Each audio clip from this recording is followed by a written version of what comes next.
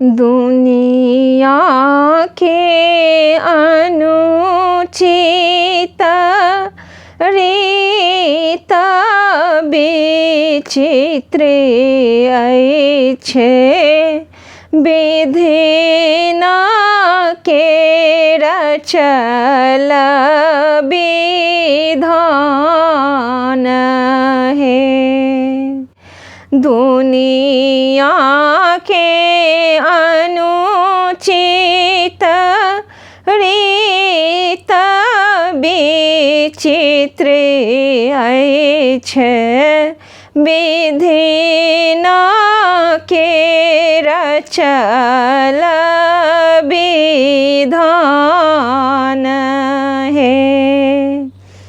परम दुलारी धिया पोसल पालल, परम दुलारी धिया पोसल पालल, जाई बसते घर आन है, जाई बसते घर आन है। बिसरते मैया धिया बाप के बिसरत, बाबा घरे करत बिरान है। बिसरते मैया धिया बाप के बिसरत, बाबा घरे करत बिरान है। नहिरा में खेलोय धिया अटेकन मटेकन, नहिरा में खेलै धिया अटेकन मटेकन, झुने झुने अंगना दालान है। नहिरा में खेलै धिया अटेकन मटेकन, झुने झुने अंगना दलान है। दुनिया के अनुचित रीत विचित्र अछि, विधि न के रचल विधान है।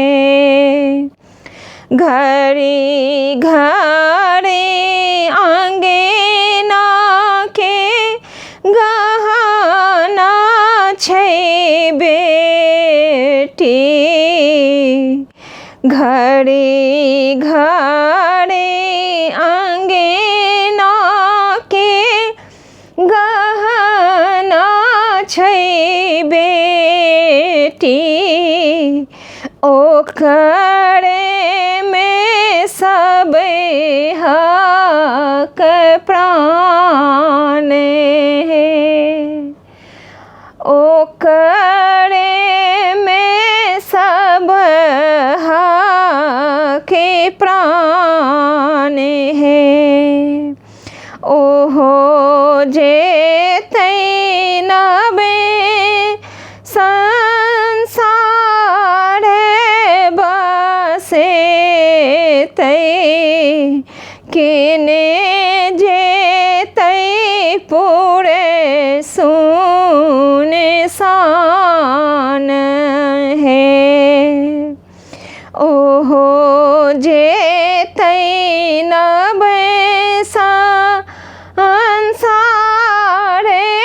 बसे तै केने जेतै पूरे सुनसान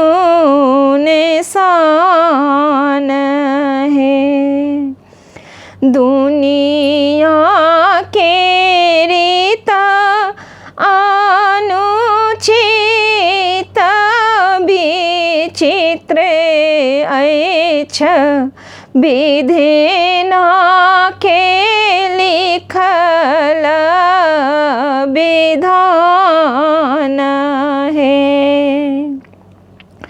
सहज कहाँ जननी पद पायब जननी पद पायब जुड़ल त्याग बलिदान है। सहज कहाँ जननी पद पायब जुड़ल त्याग बलिदान है। ऋषि तरहत अनुरिहित सजे गए रिहिसत रहत अनुरिहित सजे गे जगत करत गुण गान है। जगत करत गुण गान है। दुनिया के रीत अनुचित रीत विचित्र ऐछ विधिना के लिखल विधान है।